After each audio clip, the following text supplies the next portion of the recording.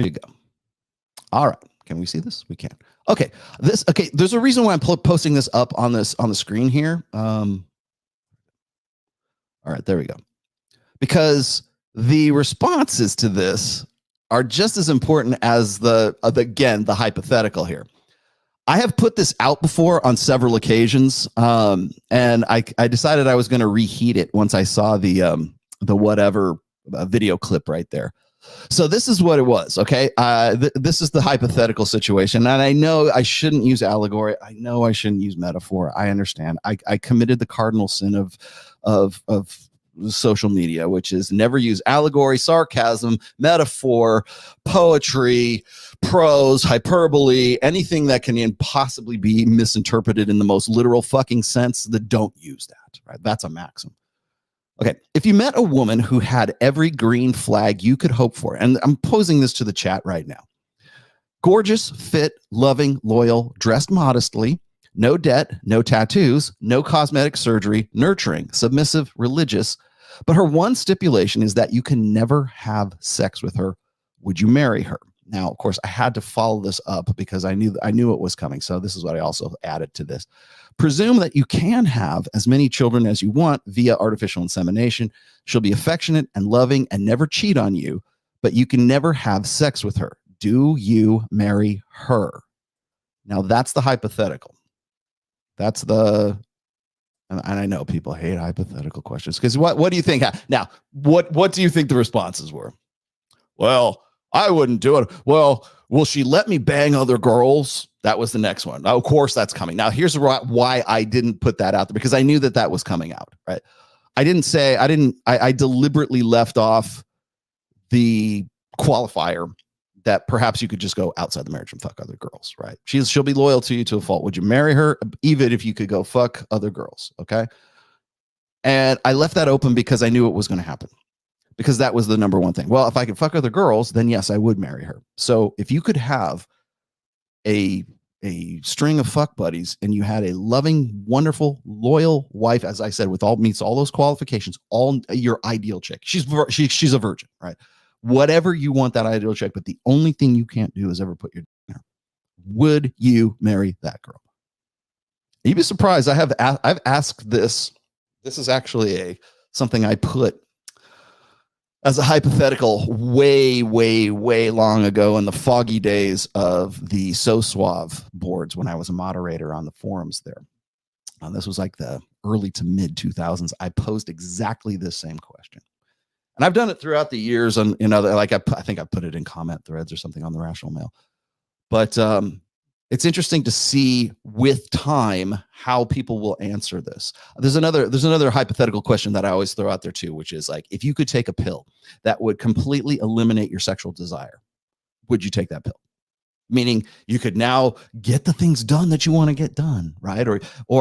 You'll never off, you'll never watch porn, you will never get hard. You'll never, ever have any feelings of sexual desire, sexual arousal. You just take this one pill and that's it. Would you take this pill? Would you have a prescription to this pill, right? You'd be surprised how many guys would say yes, because they are that sexually loathing.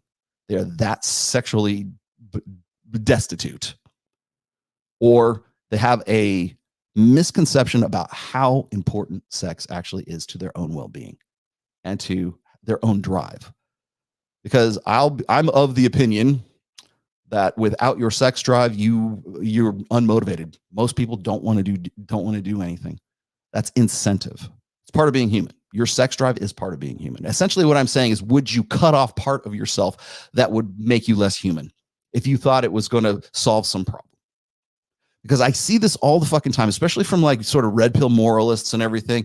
And they want to say, well, yeah, I would take it or I wouldn't take it or whatever. And they go into this. I mean, they just agonize over these reasons. They just type out like blocks of text, like walls of text. Please use the return key. And they have been like, there's a certain mentality that waits for questions like this so that they can just like tell themselves, not telling me or anybody else. It's like they're explaining it to themselves. And it's just, first of all, it's just annoying as fuck.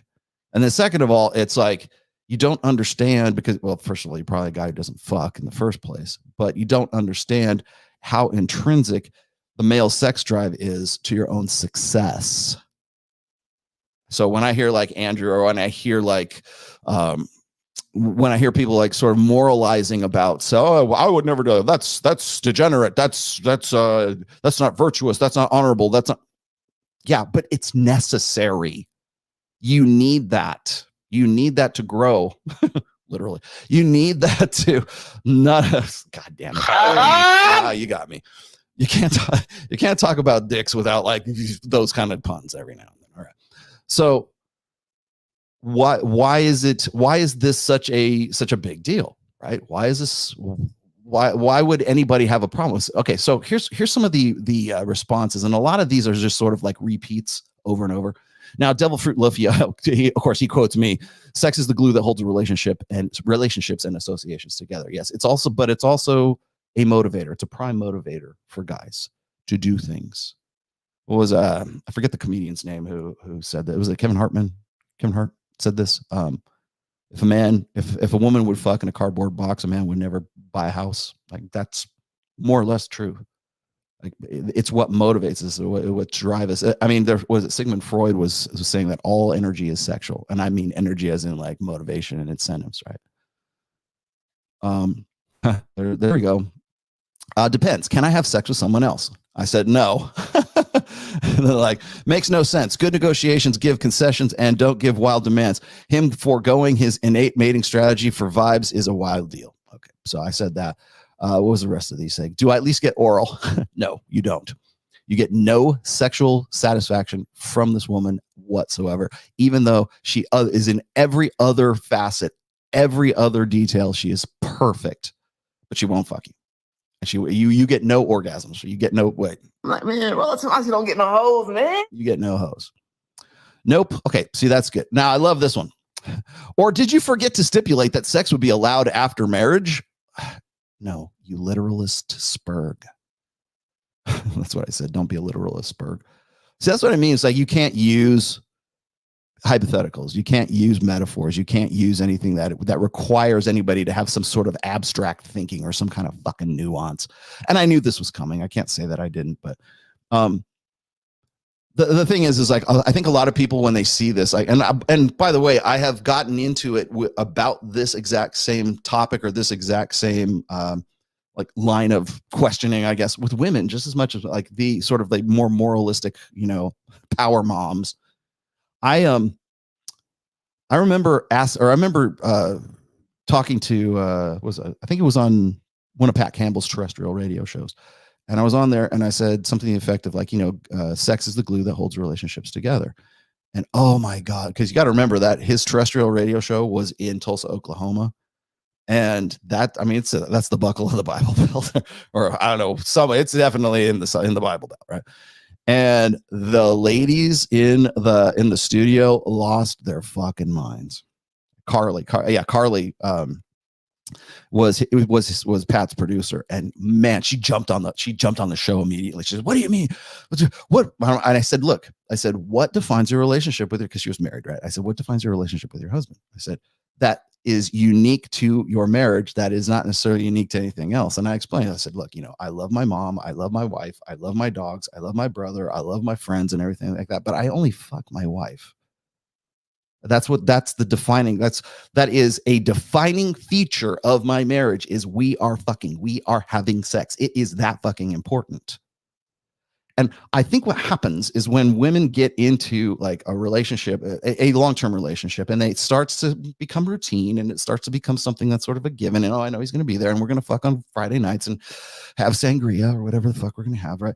And it starts to become this routine. Then it becomes that you have to find some way to justify why they're not having sex, or they're having sex less as a married couple than they were before they were fucking like rabbits before they got married, because they were actually into premarital sex before they did it. And then they got married and suddenly the sex kind of cools off and dries up to, so until it's what I forget who made this up, until it's drip fed, until you get drip fed, you get an IV of drip fed sex.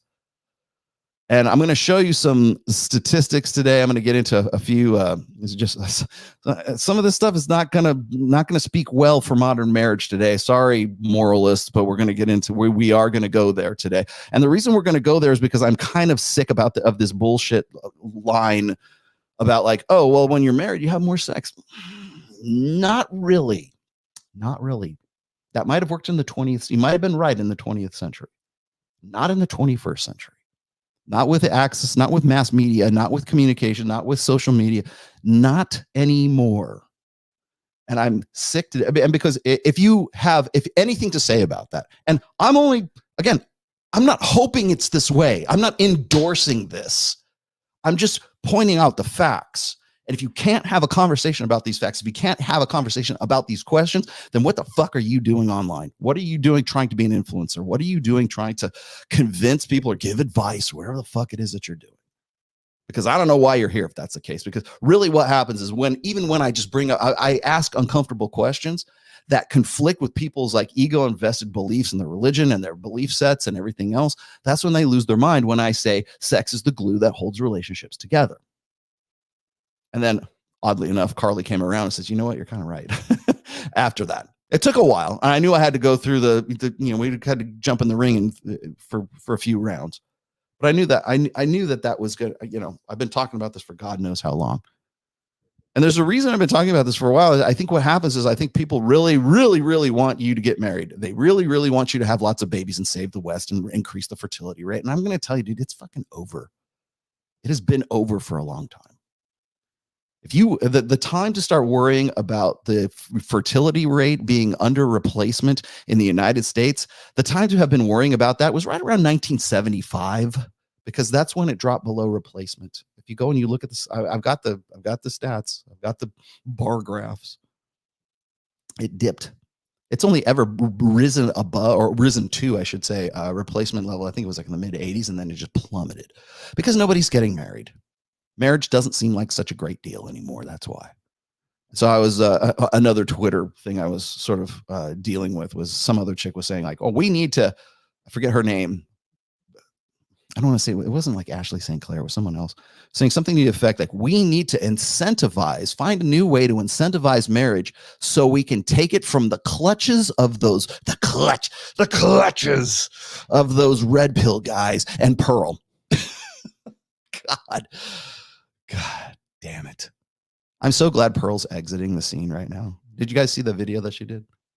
Pearl was talking about like how like she was glad that she says the best thing ever happened to me was me being demonetized. Get the fuck out of here. Your career's over. She's talking about how she's going to move back. I'm moving back from the UK to the United States.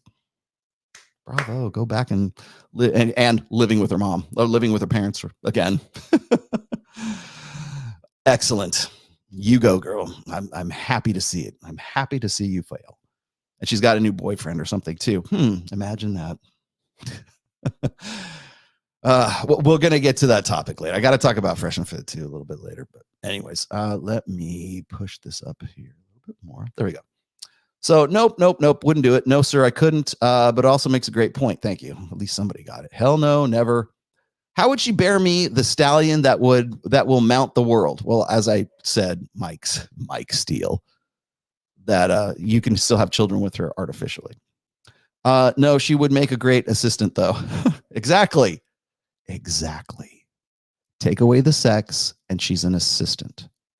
Nope. The entire point of marrying a woman is to have children. Okay. I made the caveat that you could have children with her, but no sex. Okay. And if she doesn't want to do the hunka chunka, dude, who the fuck says hunka chunka? When's the last time you use hunka chunka in a fucking sentence in casual conversation? She goes down as a near miss, not a keeper. Okay. If she was all those things, sure, she would be repressing her own desires. Those desires, God, you love how they just like write in their own meaning. Remember what I said? Like, you can't give people details. You can't give people like facts. Hell, you can't even do hyperbole. You can't give them facts without telling them how to feel about it. Otherwise, they will hate you for it, or they will insert their own story inside of it. And this is exactly what I mean. Those desires will make it happen. She will fall apart for having give in to the temptation. If she can't with you, it will be someone else. Best hope her desire and need for you is strongest. That's not part of the hypothetical, brother man. Yes, because what women say and what women do are rarely in alignment. Chad can break down any walls she puts up. Okay. No, that's not the hypothetical brotherhood. I'm saying if she were perfect in every other way, but she would not fuck you, and you can have kids, and she'd be a good mother to your children, and she would homeschool them, and whatever your conservative values fantasy girl looks like, all of that, except she doesn't fuck, would you marry her? No, because I'd still be on the hook for providing for 2+ whatever kids. She'd still live a life of luxury where I'd be responsible for working a soul-sucking job where I'll die before she did because of all the stress. Okay. I love how you gotta love how people just insert like their own like world into and remember, this is 280 characters here. 280 characters, and this is what they get out of it. Hunka chunka. If she's sexual, she lets me smash other chicks, then yeah. Okay, I specifically left that part out because I wanted people to understand that it's about the sex. Nope, wouldn't do it. Okay, yes, but only if she agreed that it's open on my end. Okay, that was the poly thing. I'll never understand the hate for tattoos. I don't get it. I don't either, quite honestly. I don't have a problem with the only kind of tattoos I have problem is what I call the Walmart tattoos. It's like when a fat chick has like Homer Simpson or like Bart Simpson tattooed on her leg for like in no apparent, reason for it. Definite no. Men have 10 times more testosterone than women, and we need a healthy sexual outlet. It's so important that even the Bible talks about this. God, it acknowledges that most men were not born to be celibate, which is the reason. And I mean, just look at this shit. I mean, holy mother of God. All right, so I'm gonna stop sharing this right now. We'll go back to origin. So there you have it. The same guys who want to quote scripture and the same guys who want to get like on their high fucking moral horses, the same guys who would find mousy brown girl, wallflower girl to be like super attractive. Oh, she's a good girl. If that girl was into you and was the ideal for you, but she would not suck your dick, she would not have sex with you, would you marry her? No. Only if I could fuck other girls. Yeah, sure.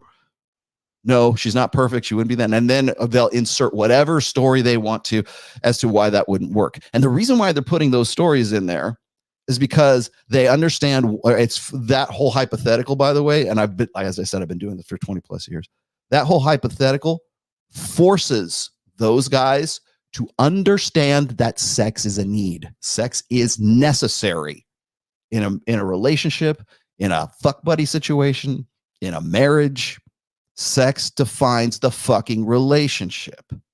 So when I say blonde girl 304 on whatever podcast and the mousy brown hair girl, mouse girl on whatever podcast are the same fucking chick, that's what I mean. That's exactly what I mean. So because if you have the means to provide them with you're responsible and accountable and work 3 jobs or whatever, make yourself pizza, what the fuck it is. If that's you and you can do that, you better goddamn well be getting fucked. Because the only thing you are really looking for in a long-term relationship is a girl who has sexual access, who is into you and really wants to fuck you. Hopefully it's genuine desire. And that might sound very, very shallow. And it did when I was bringing this up with Pat Campbell and Carly, who's producer and everything like that. If I say sex is the glue that holds a relationship together, you also, all of the girls in at the radio station, at the producers for Pat Campbell, they did the same thing. Well, what about? No, that's not what about. That's, do you not understand? Do you understand the words that are coming out of my mouth? No, it is about sex. Sex is that fucking important. So when people come up to me and go, Rolly, you seem to really, you red pill guys are so sex obsessed and blah, blah, blah. You just want to get your dick wet. Well, yeah, but it's more important than that. It's important to a good marriage. It's important to a good relationship. It's important to men and to women.